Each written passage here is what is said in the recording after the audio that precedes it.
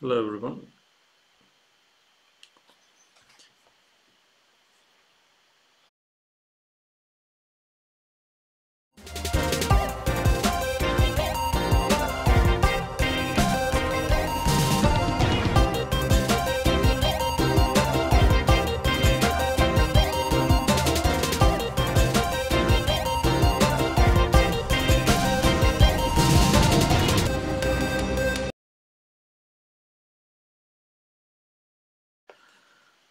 Hello everyone. That was passed by one of the Twitter followers. And it's about, while feminism is coming into fashion, should Hizmet increase the importance of Hizmet women? What should the role of Hizmet women be in the future? I mean, in my opinion, it's not up to me, but in my opinion, it should be equal to men, 50%, especially in decision making in all aspects of the Hizmet movement. I think it would be great to see one of the modern women's, sorry, one of the current modern Islamic movements can achieve this. But it's very hard, even though, you know, some of the constraints are not there anymore. It's very hard to achieve this. First of all, the Hizmet movement emerged in a very patriarchal society, and you can see this in every level of the Hizmet movement. It's very hard to see women among the ranks, and there are two sides of this blade. One, women, by growing up in patriarchal societies, not very easily convinced to take up positions or motivate themselves to take up positions. Two, and the most important one, is even if they want to take up positions, they may not be allowed to take up positions, as loads of the problems prevails within Hizmet as well as other societies and communities in patriarchal cultures like in Turkey. But if this question was posed, let's say 5-10 years ago, I would say it would be a very hard journey, but especially because Turkish society is still very conservative about these issues, it'll be very hard to Hizmet movement to make a move about this. But now there isn't a particular reason why Hizmet should be really bothered about what people thinks about it. And there is one less constraint to think about it, so it can be done. And last year Gülen made a statement about giving women equal representation, but it's not materialized in any way, and it doesn't seem that it is going to be materialized. Another problem why it shouldn't be, why it would not materialize easily, is that generational problem. It is still senior Hizmet figures are from the, let's say, previous generation. They won't see the importance of this issue along with other issues, so they may not see this as a top priority. Otherwise, probably, it's a very important issue and should be addressed soon, and it can create a lot of synergy for the rest of the Muslim world and the global crisis in the world by giving women equal access to the social structures. Hizmet can lead a way, but I think it is very unlikely that something in that sort will happen soon. But then again, what should Hizmet women be in the future? I think it's a matter of vision, and whether people who make the decision for the Hizmet movement can actualize that vision. And I think it's down to the women in the Hizmet to, ask for that voice, and it is down to Hizmet people to voice about what sort of Hizmet movement they want. But eventually, it's all about probably will be a crisis management, and probably most of Hizmet volunteers won't realize what they are missing out by not allowing women to come into decision making. It will be too late. You will see, for instance, all these troubles could have been somehow eased and also averted. Some of the bigger crises could have been averted if women were in the decision-making processes. Some of the issues could have been handled much better. So that's what I think about this question. So I move to the next one, and the next one is, what is the name of all that is happening in Turkey today? Genocide, social cleansing, ethnic cleansing, state terror, political violence. If not, what is it? How should we define and the victims of it? And in terms of what terms should be advised to the world? I think there are a number of issues in here. First of all, like how you define this problem is also how you see it as well. So, for instance, if we were thinking about what's happening in Turkey to Hizmet Movement, that's a different issue. But what is happening in general Turkey is an establishing of a new authoritarian regime, and for that reason there are various victims, and one of the prime victims are Hizmet Movement. But the Hizmet Movement is not the only victim. The whole country is a victim, including the AK Party voters and members as well. So Erdogan is establishing an authoritarian regime, and to establish that he needs to he needs to create a lot of fear so that he can justify his authoritarianism, and he would have used the existing fear that he was using before as status quo, the secular establishment, the Ergenekon fractions, and he used it very well to gain some ground within the state, to make sure he was safe to a certain degree. Now he created a new enemy, i.e. the Hizmet Movement. So what's happening to Hizmet Movement is, I think, a genocide. There is no doubt about it, because almost all stages of genocide happened, and the extermination is happening in a slow but very, very firm pace. I think I've made a video about this, so I would advise you to watch that one. But by choosing Hizmet Movement as the enemy to exterminate, Erdogan is actually achieving two different things. One is that he creates an enemy which allows him to monopolize the power in Turkey. He monopolizes this in two ways. A, he makes sure that there isn't any influence over the conservative Muslim voters that he relies upon. Hizmet could have been an influence over in changing their opinion. So he makes sure by finishing Hizmet Movement that possibility is not there, and all that voting base is relying heavily on Erdogan, by also ruling out other alternatives like Muhsin Yazıcıoğlu, Numan Kurtulmuş, Süleyman Soylu, and other politicians, by either taking them on his side or finishing them off. On the other side, he's frightening the seculars, by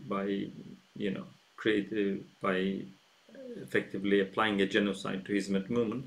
He is creating a fear atmosphere that everyone else stays in line, because after all, the total number is less than 500,000 that he directly purges and disturbs and cancels passports and sack from positions and get rid of their institutions and stuff. But the indirect influence is among the half of the country is keeping them in line.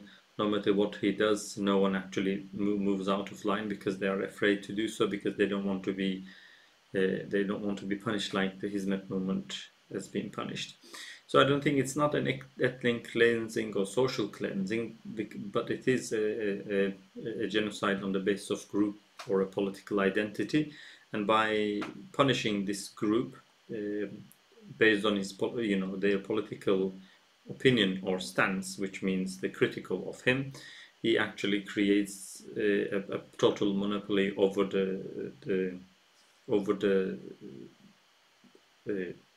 his imminent voter base, and he creates a fear on the other side.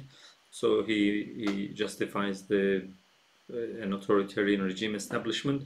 He keeps the public occupied while he's one by one making sure that he gets all the power centers, so no one can actually change the situation otherwise. And I think it is still a developing problem, because this eventually means like there will be some sort of a civil war, either between secularists and Islamists, or between the Kurds and Turks. It depends on how it goes. So in either way, it's a difficult developing problem. So the third question I received this week is about, what would you say about the ultimate goal of Hizmet movement: education, jihad, politics, charity, human values, or all of them? Thanks. I would say it's a difficult question to ask, because it's very clear in certain time. If you ask this question, what is the aim of the Hizmet movement, it's easy to answer. I would say the aim of Hizmet movement is to represent Islam in the modern world, to represent that they have, like the idea, this is called temsil, to represent representation of a modern Islam. But to represent that, of course, they needed a social cause. How would you represent Islam? You can't just, open certain branches and say, I represent Islam, this is what Islam. So it is about mainly by contributing positively to common problems, to show how Islam can help coping these problems. So those problems were ignorance, poverty, and discrimination that Hizmet defined itself to work around. So they invest on education, dialogue, and charity activities. But what happened is, so this is the main aim. But what critics are fearing, and they should rightly fear so as well, or at least be skeptical, is that in doing so, Hizmet movement achieved a lot of successful outcomes by reaching to 160 plus countries, becoming a global NGO and this and that. But the problem is that, for instance, along that way, of course, as Hizmet grows, the aims and the priorities can easily change if Hizmet people are not careful, and we can observe that it has changed up to a certain degree. Like, for instance, the success become an obsession for many Hizmet people, like as if it matters a lot to be in all the countries around the world. So it's almost like that representation becomes a goal in itself, not necessarily the quality of the service, but the quantity of it matters as well. It was very much influenced by the state, and it created, by doing education, dialogue, and charity activities, it created a lot of influence, which turned into a political capital. Then within Hizmet ranks, we have seen some people wanted to invest and use and abuse this political influence, which created the friction between Erdogan and Hizmet movement eventually. And the influence over decision makers created attention. Many people who were doing Hizmet, or who were among the Hizmet, or who were decision makers in Hizmet, start to see Hizmet as a tool, the organization of Hizmet as a tool to achieve certain aspirations or ambitions. So which create a problem. So what is Hizmet's ultimate goal at this point is not as clear as it used to be, because the movement is in an identity crisis. It will emerge either a very heavily political movement, very reactionary to Erdogan and this and that, or they will reorganize and reform their main motivation, main goals, go back to the drawing board and re-establish themselves around education, dialogue and charity activities, or they might even change that and prioritize, let's say, radicalization as a growing global problem, Islamophobia as a growing problem, and decide what the most important thing to do, and reorganize and move on that aspect.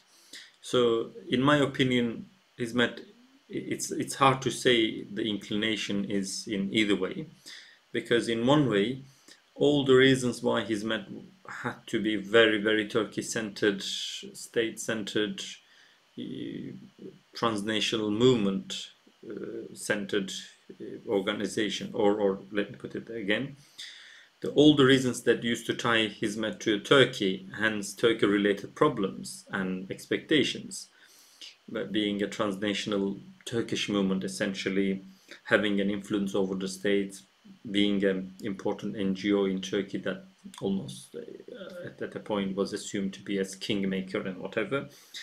So these are not there anymore. The Hizmet's social capital or financial capital or financial sources are not in Turkey anymore. Human capital has been heavily diminished in Turkey, and it seems like next 10 years it will not replace easily. So there is a lot of reason why an observer from outside can see Hizmet can actually steer itself to be a global movement. But of course, you can see the existing management or existing policies are still very much about Turkey. You can see on Twitter accounts that people are still commenting about how successful or unsuccessful the Hizmet movement and its policies and this and that, which shows you that there is a degree of connection with the fate of Turkey, which eventually makes you think that maybe Hizmet won't be able to move away from Turkey or Turkish-centered policies or Turkey-centered ambitions and ultimate goals, which would be very sad. But after all, this I think is the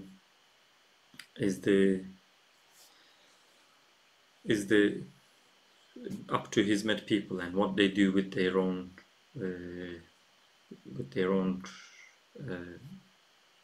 future.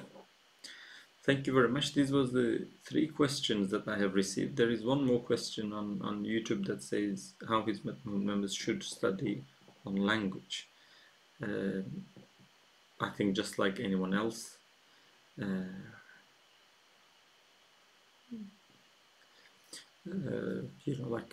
however, they can use YouTube or anything. That's not really my professional study. My experience doesn't lie on necessarily advising on how people should learn languages, but language schools might be a good idea.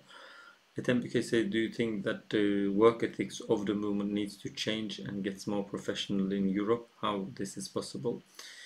I won't say professional in the sense of what is perceived by the many people. Professional is people who are paid for the job that they do. It's not necessarily a good thing.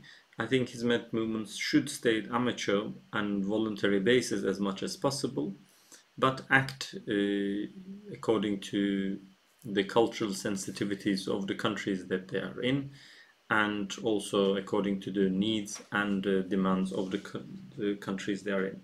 How this is possible is a big question to answer.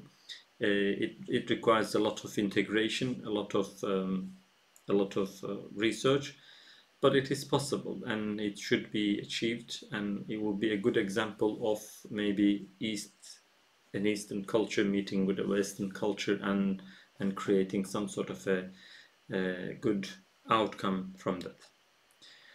Thank you very much. Today I haven't received so much questions, so I don't